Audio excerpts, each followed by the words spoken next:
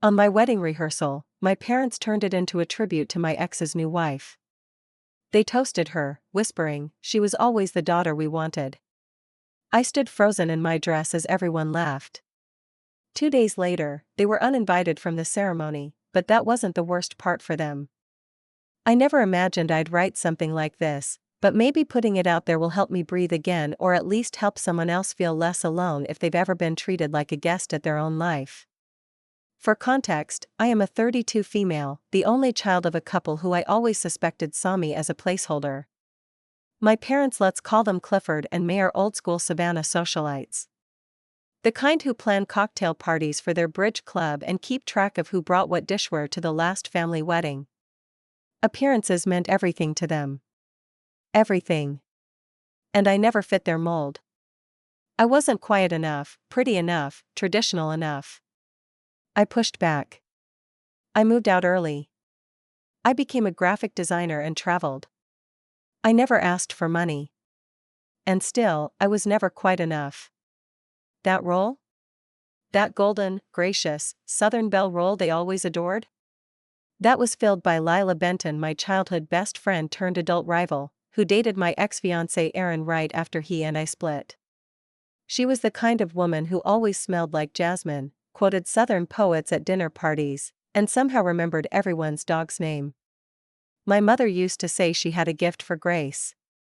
I broke things off with Aaron because it wasn't working. We were better friends than lovers, and we both knew it. But after he got with Lila, my parents didn't just stay in touch. They bonded. Over dinners, brunches, even charity events. I didn't even get a heads up. I found out when a picture of my mother and Lila at a fundraiser popped up on Facebook. When I met Reed, 34M, my now husband, it felt like coming home. He's gentle and grounded, works in software, and has a dry, wicked sense of humor that balances my nerves. He listens. Really listens. After 2 years together, he proposed in Asheville on a foggy morning hike, and I cried so hard I couldn't speak. We were building something real. We decided to get married in Georgia, partly because of my roots, and partly because I wanted to give my parents a chance to show up for me. To finally be present. But things started unraveling the moment we announced the engagement. My mother asked me if I'd considered inviting Lila to the wedding. I laughed at first, thinking it was a joke. When she stayed silent, I asked, "Why would I ever do that?" "She's family," May said, straight-faced. "She still comes to Sunday dinners. It would be cruel to exclude her." I told her it was my wedding and I wasn't inviting someone who had once dated my ex and now paraded around as their second daughter. That I wanted peace on my day. She called me dramatic. Then, my father, never one to miss a chance to correct, asked if I'd thought about dialing back the modern touches of the ceremony. He meant the food, the music, the fact that we weren't having it in a cathedral. He asked why I insisted on walking down the aisle solo. Said it felt wrong. "You're still my daughter, even if you don't act like one," he said. The truth is, I was used to their disapproval. But the wedding brought it to a new level. Every vendor I booked, they questioned. Every decision Reed and I made, they second-guessed. They offered to cover things strings attached, of course, but we politely declined. Reed's family was supportive and warm. My parents were polite. Distant. Making plans behind the scenes. I could feel it, like a second, invisible current under every phone call and visit. And then came the rehearsal dinner. It was held at a charming riverside inn in Bluffton, South Carolina, an hour from Savannah, where we had a private dining room, a small guest list, and warm candlelight on every table. I wore a simple ivory dress. I was exhausted from the final walkthrough, but happy. Nervous, yes, but hopeful. Until my father stood up with a champagne flute and cleared his throat. That moment is burned into my memory. I was mid-bite, talking to Reed's sister, when the clinking began. "Before we raise our glasses to tomorrow," Clifford said, "I'd like to take a moment to reflect on the path not taken. Sometimes life offers us glimpses of what could have been, and we're lucky when those glimpses become part of our lives in another way." The room quieted. To Lila, he said, with a nod toward the corner table. A woman who showed us what dignity, grace, and family loyalty look like. We love you like our own. May smiled. She is our own, she added softly, just loud enough for the front tables to hear. Someone chuckled. I didn't move. I didn't speak. I couldn't even blink. Lila, in a pale blush dress, offered a tight-lipped smile and waved like a pageant queen. Her husband, not Aaron, by the way, but some doctor she married last year, looked vaguely uncomfortable. Everyone else? Awkward laughter. Nervous glances. I sat there in my rehearsal dress, staring at my parents while my blood turned to ice. Reed's hand found mine under the table, but I couldn't look at him. And my mother leaned in the final blow and said with a quiet, venom-laced smile, she was always the daughter we wanted. I don't remember much after that. Just the sound of cutlery scraping plates and glasses clinking against glass. My throat was dry, and my ears rang with that strange kind of pressure you feel right before tears threaten to spill. But I didn't cry. Not then. I just sat there, my hand still in Reed's, nodding slightly when someone at another table raised their glass, as if everything was fine. I forced a smile, the kind you wear when you've been trained your whole life to make nice, no matter what you're feeling. Dinner resumed. People laughed, made small talk, toasted us with generic compliments that sounded hollow after what my father said. I caught Reed's mother watching me, her brow knit, her lips tight. She knew. She didn't say anything, but she knew. When the plates were cleared and the final course had been served, I excused myself. Said I needed air. Reed followed me outside onto the back veranda, where the river shimmered under moonlight. I leaned on the railing, breathing in the heavy southern night. The scent of honeysuckle, salt, and rage. I'm so sorry, he said softly behind me. I turned to him, my voice a low whisper. Did that really happen? He nodded. I didn't think they'd actually do it. Toast her, I said, still stunned. At our rehearsal dinner. He didn't respond. Just took a deep breath and stepped closer, his hand on the small of my back. They knew exactly what they were doing. I stared out at the dark water. She was always the daughter they wanted, I repeated, the words tasting bitter. And then, in a voice that didn't sound like mine, they're not coming to the wedding. Reed didn't argue. Not once. He just said, I'll support whatever you need. The next morning, I woke up with the kind of clarity you only get after years of keeping quiet. I called the wedding planner. Her name was Nina, a kind, organized woman with the voice of a flight attendant and the efficiency of a drill sergeant. Hi, I said. We need to update the guest list. Effective immediately. There was a pause. Of course. Who should I remove? My parents. Clifford and May Wells. Please remove their names from everything. Seating chart. Programs. Escort cards. All of it. Another pause. Longer this time. Your parents? Yes, I said. And please notify security at the venue. They are not to be allowed inside.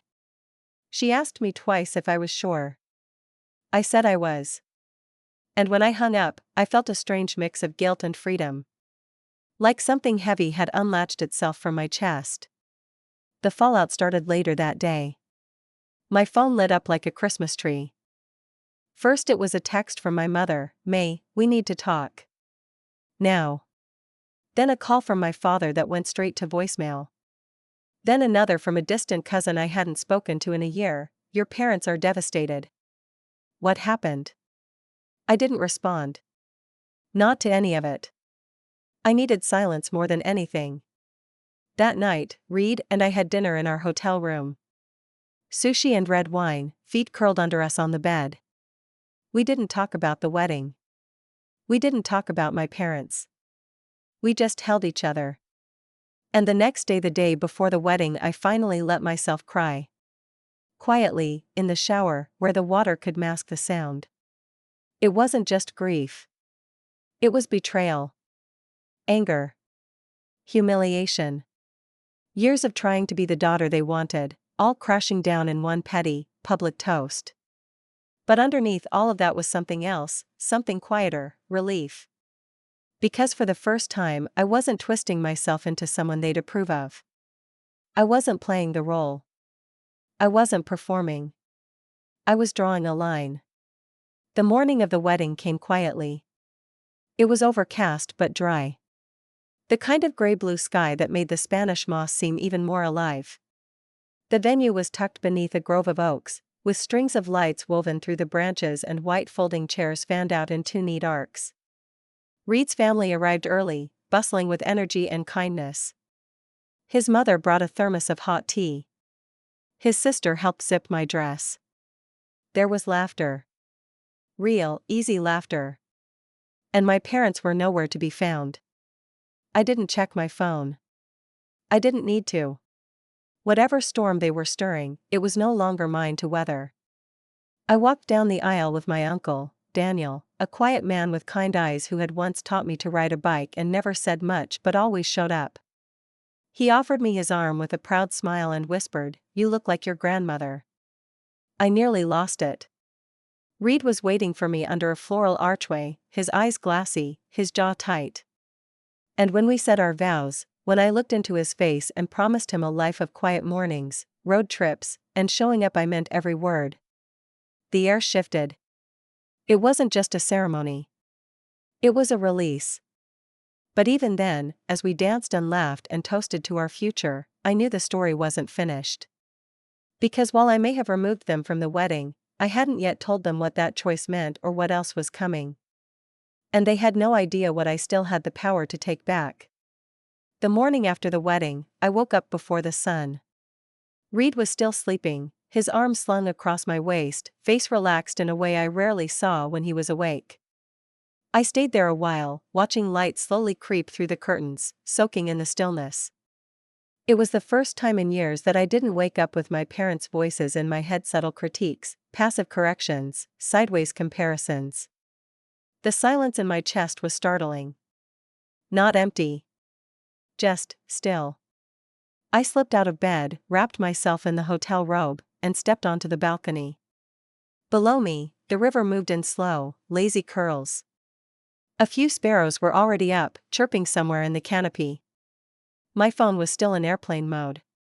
I hadn't touched it since the night before. I knew what would be waiting when I turned it on. But I wasn't ready to go back. Not yet. We drove back to our apartment in Asheville 2 days later, a quiet ride, broken up by stretches of music and the occasional remember when moment from the ceremony. I told Reed I wanted a week of peace.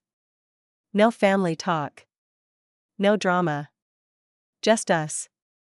He agreed without hesitation. I kept my promise, mostly. I didn't respond to texts or calls. I ignored the vague Facebook posts from distant relatives. I even left a message from May unopened, a voicemail labeled "Please listen." But on the 7th day, something shifted. I opened my email and found a message with the subject line, "This isn't how family behaves." It was from my father. No "Dear Marin." No congratulations. Just a wall of text that was half indignation, half guilt trip. He wrote that I had humiliated them by excluding them from my moment, that I had chosen to punish two people who raised me and let outsiders walk me down the aisle as if they were my real family. He accused Reed of turning me against them. Called the eviction threat, which I hadn't even delivered yet, a betrayal beyond repair. That was the moment I realized they felt the shift. They'd always believed I was bluffing. That I'd come back around, like I always did. That I needed them more than they needed me. But not this time. This time, the silence had a spine. Let me explain the house. My maternal grandmother, my mother's mother, owned a modest but lovely property in the historic district of Savannah. After she died, she left it to me. Not to my mother. Not to the family. To me. At the time, I was 24, living in Atlanta and barely keeping the lights on with freelance work. I had no use for a home in Savannah. My parents offered to keep an eye on it. They moved in within months. For nearly a decade, they lived there rent-free. Updated the garden, painted the shutters, threw brunches on the back patio. Every so often, May would mention our house in passing, never mine. At first, I let it go. It wasn't worth the fight. I wasn't going to ask my parents for rent. I was trying to build a relationship. Trying to keep the peace. But now? Now they'd gone too far. I didn't respond to the email. Instead, I spoke with my lawyer the following Monday. Legally, you're within your rights, she said.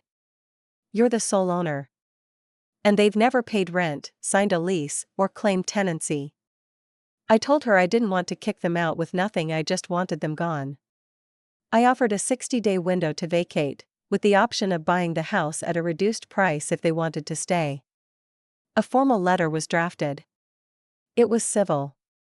Professional. Not spiteful. I printed it, signed it, and sent it with delivery confirmation. 3 days later, my phone rang again. This time, I answered. Marin. My mother's voice was hoarse. Not like her. I got your letter, she said, skipping pleasantries. Tell me this isn't real. It's real, I said simply. A pause. I could hear her breathing, shaky and uneven. You're evicting your own parents. I'm reclaiming what was mine. And giving you a choice. This is because of the toast, she said sharply, her voice regaining edge. You're doing all this because we acknowledged Lila. I was quiet for a moment. Then I said, no. I'm doing this because it wasn't just the toast. It was every comment. Every comparison. Every time you made me feel like I wasn't enough. You didn't just toast her, Mom. You humiliated me. At my own wedding. In front of my husband's family. My friends. You made it clear, once and for all, where your loyalty lies. She didn't respond. So I kept going. And now I'm making it clear where mine does. Her voice cracked. Where are we supposed to go? You have 60 days. You've always found a way to land on your feet. Then I added, you're lucky I gave you that long. Silence. I never wanted this, Mom, I said, softer now. I wanted you there. I wanted you to stand with me. But you didn't. So I stood without you. And I hung up. The fallout was immediate. Relatives called. Some in support. Some in confusion. One of my aunts even sent a private message that read, "Took guts. Proud of you." Lila, predictably, posted a vague Instagram story about choosing love over bitterness with a picture of a rose gold teacup. I muted her. And my parents? They went quiet. Which, for them, said more than any speech they could have made. The quiet that followed was unfamiliar. Not the peaceful kind, like the kind you feel after a good cry or a morning walk. This was a taut, uncomfortable stillness, like something was shifting behind the scenes and I was waiting for the tremor. Waiting to see who'd be brave enough to break it. It had been 4 days since the call with my mother. I hadn't heard from either of them since. Reed and I went back to our usual routine. Morning coffee on the balcony, quiet workdays at home, reading before bed. He didn't press me to talk about it, but he never let me feel alone either. That balanced presence without pressure was a kind of love I still wasn't used to. But then, the letter arrived. It came in a white envelope, my name typed neatly across the front in an unfamiliar serif font. No return address. Inside was a single sheet of thick stationery. Not from my parents but from their lawyer. It was a response to the notice I'd sent. Legal language, mostly. References to undue distress and long-standing familial arrangement. They weren't disputing the ownership, but they were stalling requesting an extension, claiming my actions had been made in emotional retaliation and asking for an additional 90 days to vacate. It was absurd. Transparent. But not unexpected. I showed it to my lawyer, who barely blinked. They're playing for time, she said, flipping through the pages. They probably think if they wait long enough, you'll give in. They don't know me anymore, I said. That night, I emailed the lawyer back and declined the extension. 60 days. That was the grace I was willing to give. Not a day more. About a week later, I heard from Aunt Valerie, my father's younger sister. She'd always been the quiet observer at family gatherings, the one who stood off to the side with a glass of Chardonnay, rarely chiming in. Her message was short: heard what happened. You did the right thing. Your parents need to feel something. They haven't in years. And attached was a photo. A blurry shot of my parents' dining room, empty chairs, stacked boxes in the corner. May's china cabinet half wrapped in packing blankets. They were moving. And they weren't taking much. But the story didn't stay private for long. Savannah's social circle, especially among the church-going, charity dinner class, was small and nosy. Word got around. Not the truth, of course. Not the years of neglect or the humiliating toast or the fact that I'd begged them to love me as I was. No, the version that made the rounds was cleaner. More palatable. That I had thrown my parents out. That I had cut them off over a silly wedding disagreement. That I had chosen my husband over my family. But something happened that I hadn't expected. People started reaching out. Cousins. Old classmates. A former neighbor. Quiet messages. Some just one line. They did the same to my sister when she married outside the church. My dad used to compare me to my best friend, too. I stopped going home for Christmas. You're not the only one. You were just brave enough to do it out loud. I hadn't set out to make a statement. But somehow, that's what I'd done. Meanwhile, Reed's parents invited us for dinner more often. His dad, who usually didn't say much, started asking me about my work. His mom began bringing out old photo albums and showing me pictures from Reed's childhood: him on a tricycle, him covered in flour at age 5, him holding a cat with a look of pure terror. It was a slow, quiet kind of warmth. The opposite of the performative love I grew up with. And one evening, after dinner, his mom took me aside. You know, she said gently, what you did, that took guts. I didn't feel brave, I admitted. I felt like I was coming apart. Sometimes those are the same thing, she said, squeezing my hand. Bravery and breaking open. Back in Savannah, my parents finally moved out. It happened quietly, just under the 60-day deadline.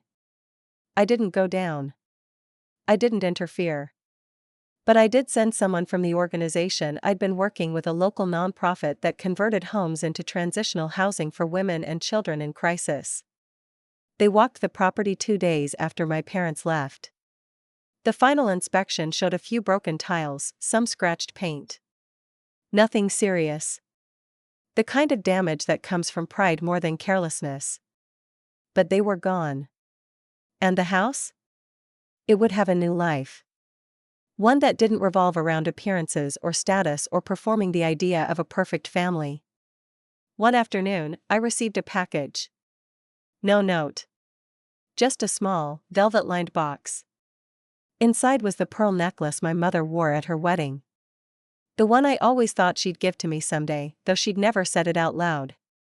It was old, beautiful, and strangely heavy in my palm. I sat with it for a long time, unsure what it meant. An apology?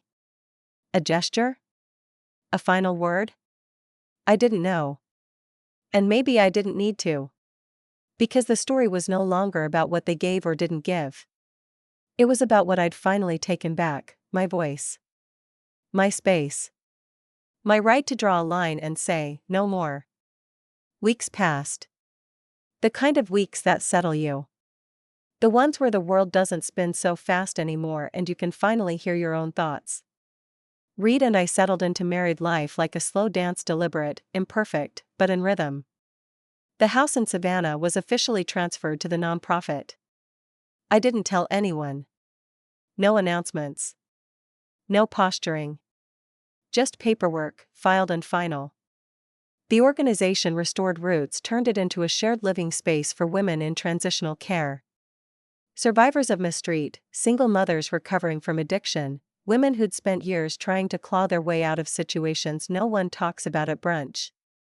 They painted the shutters a soft blue. Replaced the ivy with lavender.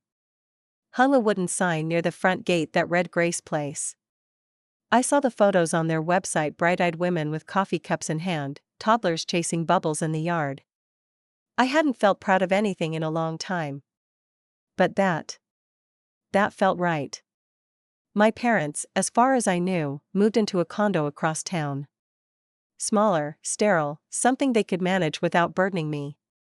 I hadn't spoken to them since the necklace arrived. Until the letter. It arrived in early March. A pale gray envelope, hand-addressed in my father's unmistakably neat, architect's print. I opened it slowly, part of me ready to toss it out without reading.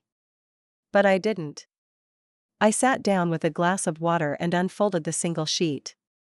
It wasn't long. "Marin, we've had time to think. More time than we wanted, if I'm honest. Your mother and I didn't see what we were doing until we were forced to see it from the outside. We didn't just toast Lila, we chose her. And we've been choosing her, and women like her, over you for most of your life. That was wrong. We didn't lose you at the wedding. We lost you years ago, and the wedding was when you finally noticed. I hope it isn't too late to fix that. But I understand if it is. We are proud of the life you're building. We were never very good at telling you that. But it's true. If you ever want to talk, the door is open. Love, Dad." There were no grand justifications. No defenses. Just that. An acknowledgement.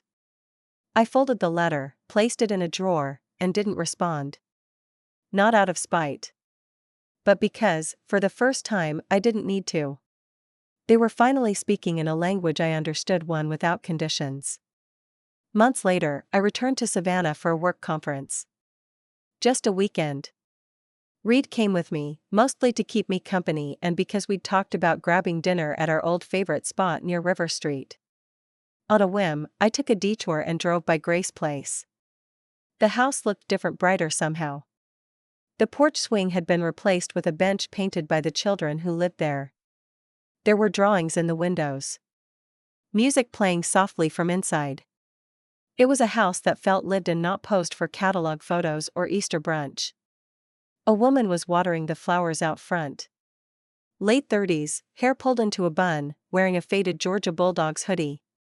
She smiled as I slowed the car, waved at me. I waved back.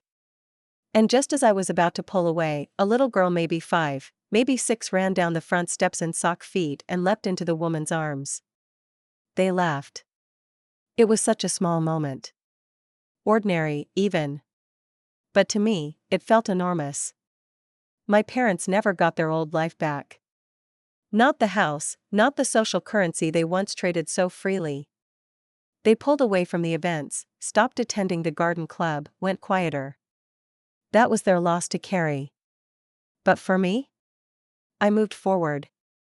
We built something real in Asheville, a life full of people who showed up, not because they were supposed to, but because they wanted to. We hosted friends. Had lazy Sundays. Took weekend hikes.